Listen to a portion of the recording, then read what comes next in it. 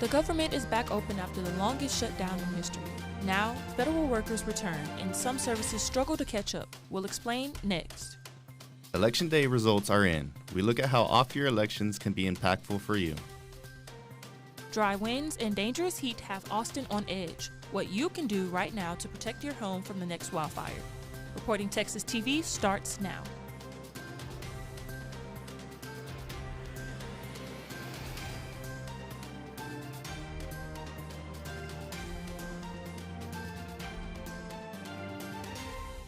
Good evening, I'm Aaliyah Calloway. And I'm Graybill Silva. The longest federal government shutdown in U.S. history has officially come to an end. President Trump signed the funding bill yesterday that reopened the government. The House approved the bill yesterday with the Senate approving the bill back on Sunday. Some Democrats agreed to vote for this Republican bill in order to extend government funding through January. Today we're sending a clear message that we will never give in to extortion, because that's what it was. They tried to extort, the Democrats tried to extort our country. In just a moment, I'll sign a bill exactly like we asked Democrats to send us. Federal employees were directed to return to work today. However, people can still expect to see some delays in air travel and SNAP benefits as the government restores to normal. Federal lawmakers are moving to outlaw the sale of intoxicating hemp products nationwide. This change could end a long fight over THC regulations in Texas. The proposal, passed by the U.S. Senate, blocks a loophole in the 2018 Farm Bill, a loophole which allowed the sale of hemp-based products like Delta 8. The ban still needs approval from the House before it takes effect. Off-year elections often struggle to draw crowds without a presidential race in the mix. Reporting Texas TV's Ella Denina is live in the studio to explain why.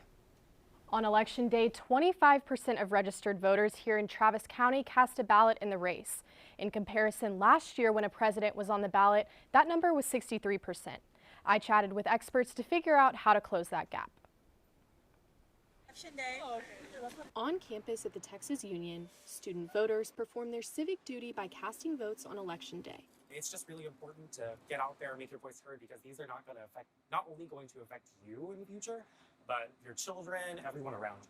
With no presidential race to drive turnout, off-year elections often fly under the radar. With constitutional amendment elections, you're actually voting on the words that are going to be in the Texas Constitution. You're going to be sitting down and making a choice about the rules that all Texans have to abide by. So in some sense, nothing is more important, even though we know that most people don't vote in these elections. One of the most hot-button amendments, Proposition Q. Proposition Q is the really important one for me right now. On Election Day, Proposition Q, a key issue on the ballot which proposes raising the city's property tax rates, was not passed. However, this still increases property taxes for renters and homeowners by 9.7%. The city can raise its taxes a certain amount, but in the state law, above a certain amount, it has to go to the voters for approval. The amount it was trying to get approved by the voters is more than what was allowed under state law. A piece of advice for young voters: You don't have to vote on everything. If there's one proposition that you're motivated to vote for or against, that's enough to show up. All 17 proposed constitutional amendments passed. You can find more on this story at reportingtexas.com. Live in the studio, Ella Denina, Reporting Texas TV. Governor Greg Abbott officially announced his re-election campaign this weekend. With downtown Houston as his backdrop, the Republican highlighted his record on issues like banning DEI practices, supporting law enforcement, and growing Texas economy. Abbott also looked ahead to his next term, promising to tackle rising property taxes and make this state #1 in education. Turn the tables on local taxing authorities and put the power with the people, and put out-of-control property taxes finished in the state of Texas. Abbott's announcement comes as Democrats gear up for a tough fight in next year's election. California Governor Gavin Newsom joined Texas Democrats in Houston, urging support for retaking the U.S. House. If re-elected, Abbott would become the longest-serving governor in Texas history. Austin ISD is moving forward with plans to close several schools next year, a decision that's facing strong pushback from teachers and parents. Reporting Texas TV's Olivia Aarons shows us how the community is rallying around its schools and the district's response. Outside Austin ISD headquarters, the future of several schools remains uncertain. The district has cut its closure plan from 13 campuses to 10, but families continue showing up to board meetings urging AISD to slow down and rethink the plan. My school was on the first closures list. We've since been taken off, but we decided that we still needed to come out and support all the other students and families and teachers and staff that are being affected by this poorly conceived plan that's being rushed through without the consideration that it deserves. Maplewood Elementary parent Adam Sparks is joining other families to advocate for their community schools, while teachers across the district worry about their jobs. A union, Education Austin, is asking for is a guarantee that everyone will have a job. The district is not really willing to offer a guarantee. 3 schools, Maplewood Elementary, Riker Woods, and Palm, are all off of AISD's closure list. But families still say the fight isn't over, as they continue to rally for the 10 campuses that are still at risk. AISD Superintendent Matias Segura says the decision to close schools isn't being made lightly. Not lost on me that these decisions that we're making are not, short-term decisions. These decisions and the changes that we're recommending will change this district really forever. In Austin, Olivia Aarons reporting Texas TV. The AISD board plans to vote on school closures early next year. For a list of affected campuses and community meeting dates, visit reportingtexas.com. In true Texas fashion, UT went all out to celebrate its first-gen students with a week full of pride and recognition. 24% of undergraduates at UT identify as first-generation college students. This can come with challenges like navigating living away from home to finding a sense of belonging on campus. Students can be prideful about themselves and show that they're first gen, be excited for their families and be the trailblazers for their families, but also that the campus can show that UT values first generation college students and wants them to be successful.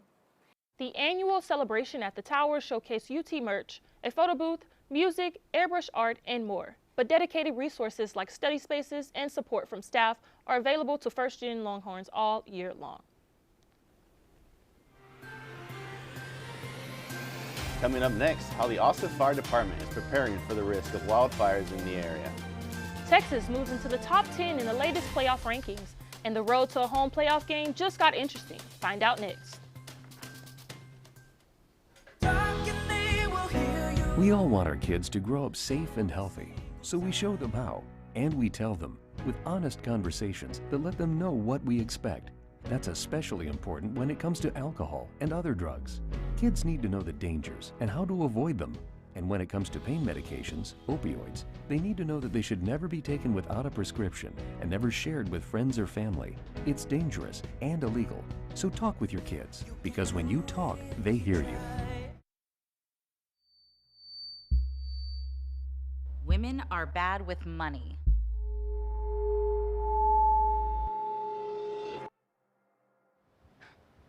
It's what the world's been saying for centuries.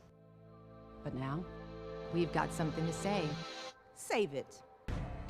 Save the old-fashioned advice, the empty excuses. It's all worthless, unlike us. To our fellow females, it is time to save ourselves by saving our money. Contributing to our futures, investing in our independence.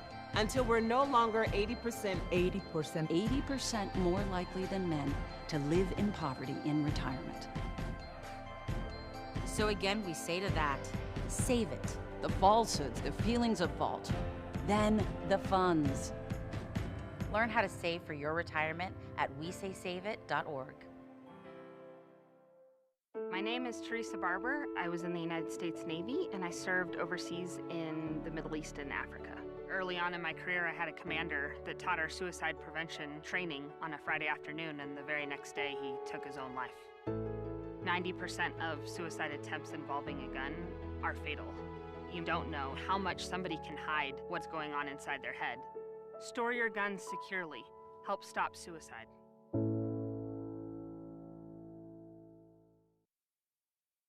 Austin city officials have released preliminary results from a 3-week effort to clean up homeless encampments across the city. The Office of Homeless Strategies and Operations says crews cleared more than 600 locations and moved 200 people into shelters. The city says the goal was to reduce safety risks ahead of colder weather, but advocacy groups argue the sweeps left some people without shelter or belongings. A not-so-ordinary neighborhood street in South Austin known as Ferry Alley is at risk of losing its charm due to mandated street repavement. Ferry Alley is covered in chalk and artwork and has become a local attraction, but the National Safe Roads Initiative is aiming to clear all intersections of distractions that could put safety at risk. Not complying with the order would result in a loss of federal funding. The city has submitted an exemption request for Ferry Alley and is waiting for a response. Local officials are sounding the alarm as dry weather and gusty winds put Austin at risk for wildfires. Reporting Texas TV's Zach Cook is live in the newsroom to show us how the city is preparing before the next spark. Yeah, the city of Austin just issued preemptive disaster declarations ahead of worsening wildfire risk. I visited Austin's Fire Station 46 to see how firefighters are preparing behind the scenes.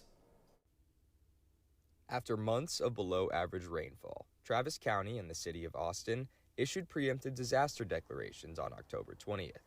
They're hoping to stay ahead of any potential wildfire outbreaks.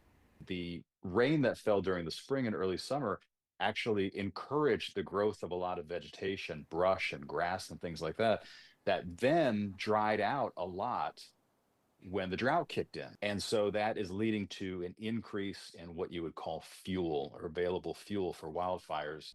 Meteorologists say the combination of low humidity, high winds, and dry brush means even a small spark like a firework or cigarette can ignite a dangerous fire. Right here at Station 46, crews are gearing up for what could be a tough wildfire season across Austin. Neighborhoods bordering natural areas around the city, such as Westlake and Southeast Austin, are particularly at risk. 90% of the homes that burn due to a wildfire are from ember production, and embers can fly up to a mile and a half from their place of origin. Krista Brell coordinates Fire Adapted Communities, a group that works with the Austin Fire Department and neighborhoods across the city to reduce wildfire risks. It's pretty scary. I grew up in Southern California, so there were many instances where we had to evacuate the area because of large wildfires. So my first instinct is to take it pretty seriously. Statewide, the wildfire risk is low to moderate right now, but officials warn it could climb if the dry weather continues. Weather persists. Official asks that residents clear dead vegetation within 5 feet of their homes, clean their gutters, and call 311 for a free ignition zone evaluation from the fire department. Live in the newsroom, Zach Cook, reporting Texas TV. Austin and Travis County officials have launched a new campaign to promote wildfire preparedness. Mayor Kirk Watson announced No Ember November, an initiative aimed at raising awareness about wildfire risks in Central Texas and encouraging safer practices. The campaign focuses on evacuation planning and community coordination. Officials say the effort will help residents know what to do during an evacuation. The San Marcos Regional Animal Shelter says it's at critical capacity and is urging the community to adopt, foster, and volunteer to help reduce overcrowding. The shelter reports 3 dogs could be euthanized if they aren't adopted or placed in foster homes. Officials say these decisions are difficult but necessary to protect other animals. The shelter has been over capacity since 2022 and has taken in nearly 4,000 animals this year.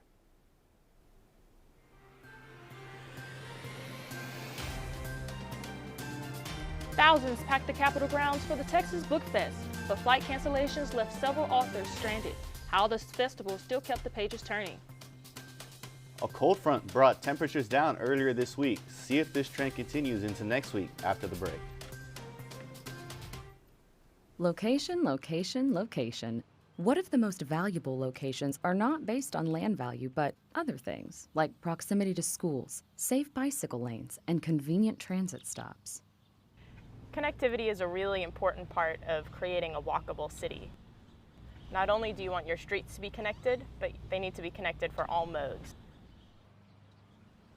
Well, active transit is one of the most important ways we can put physical activity back into our daily lives, whether it's walking to work, walking to the bus stop, bicycling, or walking to school. Well, good active neighborhoods are places that are comfortable for kids and comfortable for elderly folks. If you make it safe and comfortable for kids, it works pretty well for the rest of us. Every journey starts with a walk. To learn more about healthy active lifestyles, visit healthyplaceshealthypeople.org.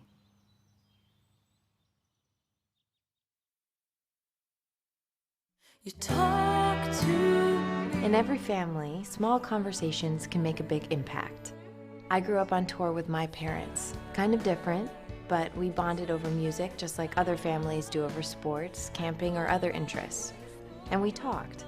Little everyday conversations from silly to serious that built a foundation over time. Honest conversations, like when my dad shared his experiences as an alcoholic. Your honesty about that part of your life gave me a sense of integrity that I wanted to uphold in my own life. And I was so grateful that you and Mom had become these sober, stable people who were always there for me. I wanted you to know, from someone who's been in recovery more than 30 years now, that hard work is what creates success, not alcohol or other drugs, whether it's music or anything else. I said it a lot, and I'm glad you took it to heart. Talk, they hear you. For more information about talking with your kids about underage use of alcohol and other drugs, visit underagedrinking.samhsa.gov.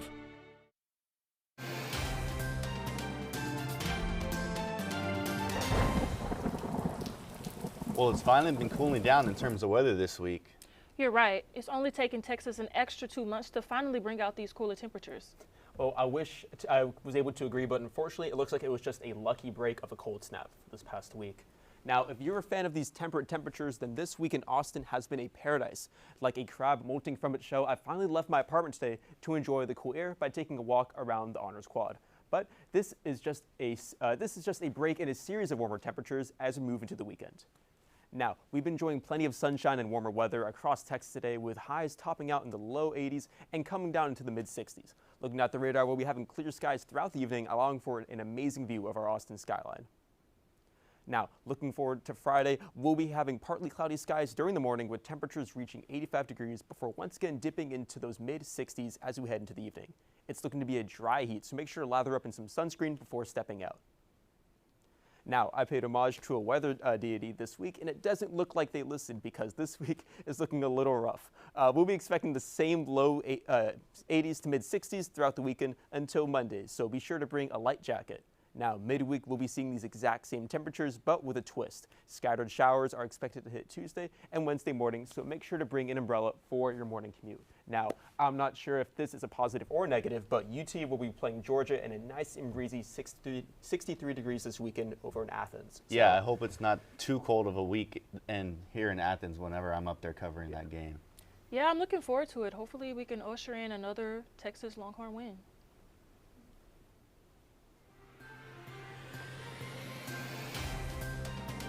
The college football playoff rankings were released earlier this week. Find out where Texas sits before the big game against Georgia. The Horns Up hand sign just hit a major milestone. 70 years strong. How a simple moment from a UT cheerleader became a Texas legend. Location, location. What if the most valuable locations are not based on land value, but other things, like proximity to schools, safe bicycle lanes, and convenient transit stops? Connectivity is a really important part of creating a walkable city. Not only do you want your streets to be connected, but they need to be connected for all modes. Well, active transit is one of the most important ways we can put physical activity back into our daily lives, whether it's walking to work, walking to the bus stop, bicycling, or walking to school. Well, good active neighborhoods are places that are comfortable for kids and comfortable for elderly folks. If you make it safe and comfortable for kids, it works pretty well for the rest of us. Every journey starts with a walk. To learn more about healthy active lifestyles, visit healthyplaceshealthypeople.org.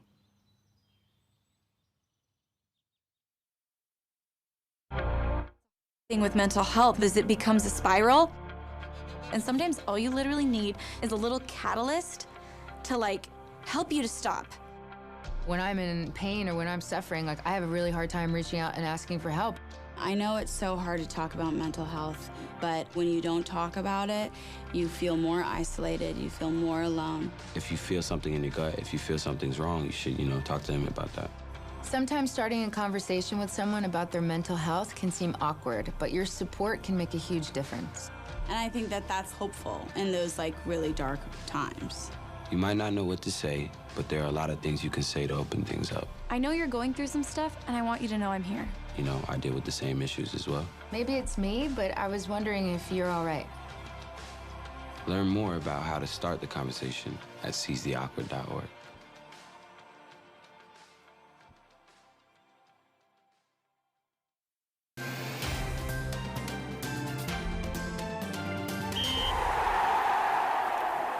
Good evening, everybody. I'm Mareva Valliere. It's been a wild week in sports, and we've got a lot to talk about, so let's get right into it.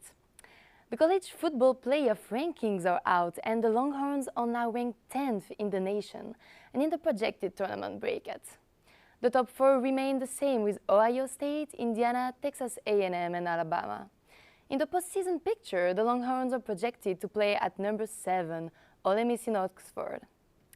Now let's look into basketball. Despite the huge victory of the women's basketball team on Monday, head coach Vic Schaefer says the team is not playing to the expectations. The women dominated with a 138 victory against Louisiana Lafayette at home Monday night. But this doesn't seem to satisfy Coach Schaefer, citing a lack of energy and toughness. He said, quote, "We're not playing to the standard we have here at the University of Texas." The Longhorns now sit at 3-0 this season and will host Texas Southern this Sunday at the Moody Center. Moving on to Texas volleyball, it's been a rough run for the team as they head into the final weeks of the season. Head coach Jarrett Elliott says his squad has lost some of his rhythm, something he took responsibility for and hopes to regain before tournament play. Still, defense remains a concern as Texas has been outblocked in 4 of its last 6 matches. Playing South Carolina to close out the regular season, the Longhorns are focused on tightening their system and regaining that early season dominance they seem to have lost. After several players were injured against Vanderbilt, it looks like the Longhorns are getting back on track right on time. Sophomore wide receiver Ryan Winger and junior cornerback Jelani McDonald are back at practice and looking good to come back.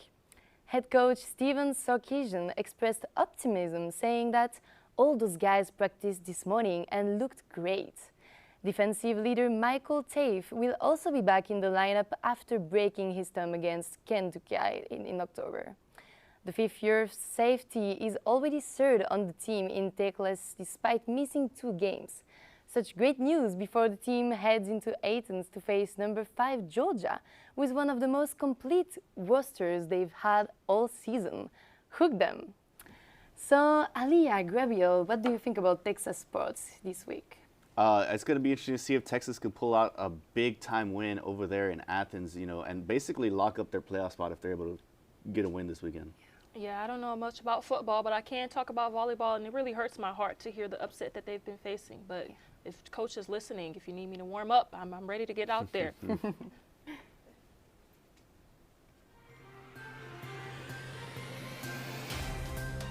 Coming up after the break, the iconic hook'em hand sign was first used 70 years ago. Learn more about the history of its origin next. Austin's biggest weekend for book lovers brought thousands to the state capitol. We'll take you there.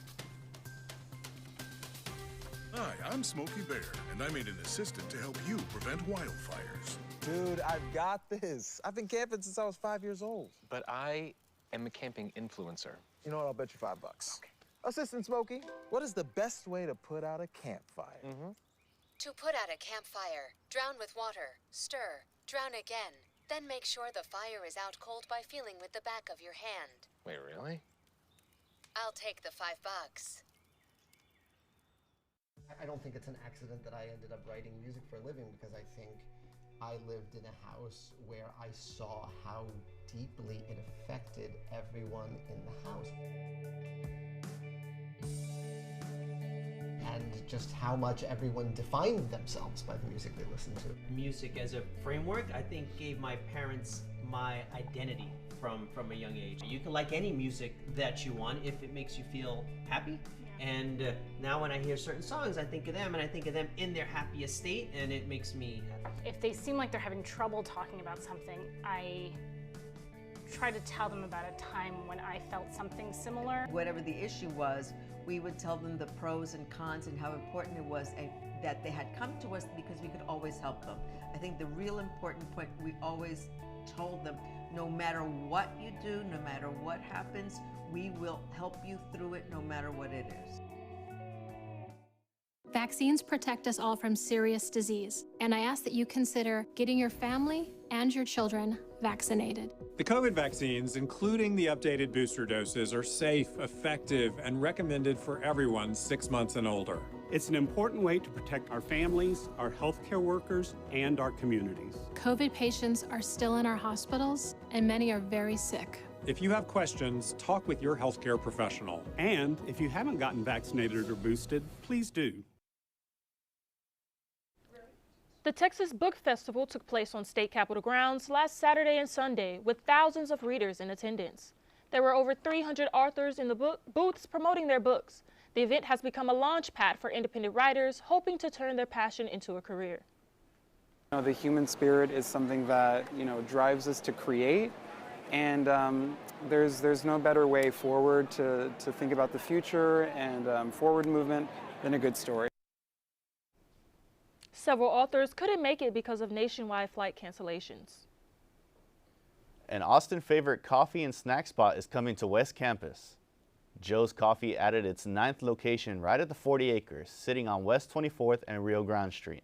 The shop opened Friday, providing a new place to study for classes, socialize with fellow students, or grab food and drinks on the way to campus. The iconic Horns Up hand sign turned 70 on Tuesday. What has turned into one of the most famous college hand signs was started by 2 UT male cheerleaders.